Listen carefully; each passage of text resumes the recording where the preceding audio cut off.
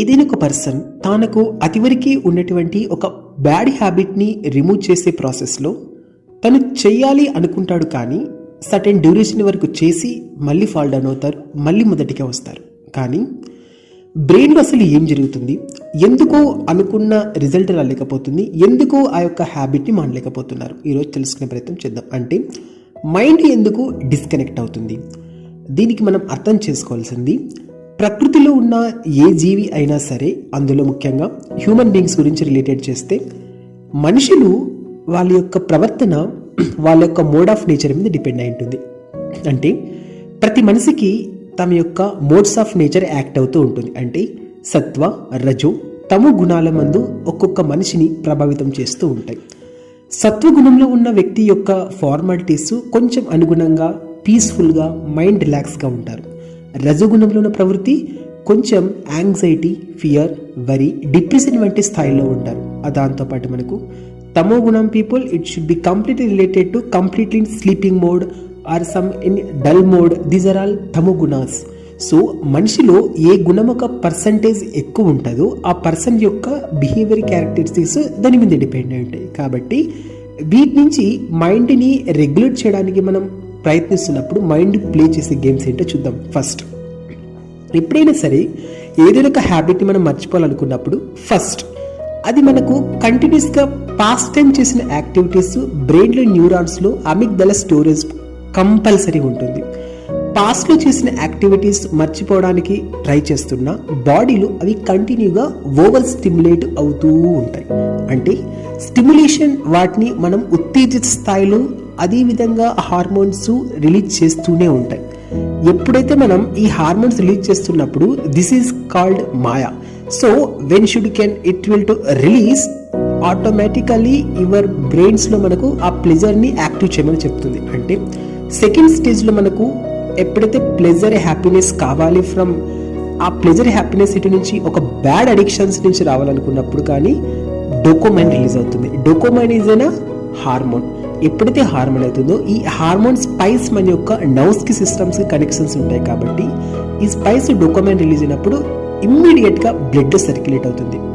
ఎప్పుడైతే సర్క్యులేట్ అవుతుందో బ్లడ్లో మనకు కంటిన్యూగా ఈ ప్లెజర్ రిలీజ్ అయితే no one can stop. Once dopamine release to your body, మనం ఏదైతే ఆ హ్యాబిట్ చేయాలనుకుంటున్నామో it can to be proceeded in the second stage.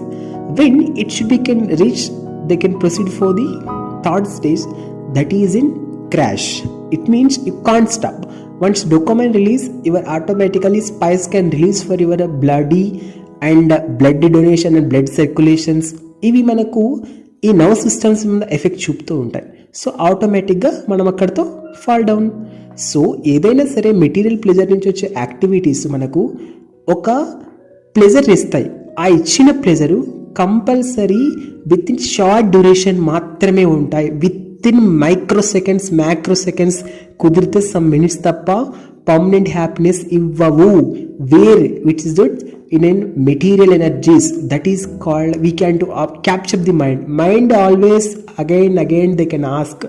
అందుకే మనం మారాలని ట్రై చేసినా మళ్ళీ ఒకసారి మిస్టేక్ చేసి again they can to some more days మరీ మంచిగా ఉండి again they can fall down, crash అవుతారు, మళ్ళీ ఇది జరుగుతుంటుంది. కాబట్టి సో ఇది ఎప్పుడైతే అవుతారో నెక్స్ట్ వాళ్ళకి ఎప్పుడైతే ప్లెజర్ అనేది ఆటోమేటిక్గా చేస్తారో, మైండ్కి ఎప్పుడైనా సరే ప్లెజర్ ఇచ్చామంటే మీనింగ్ఫుల్గా ఉండాలి.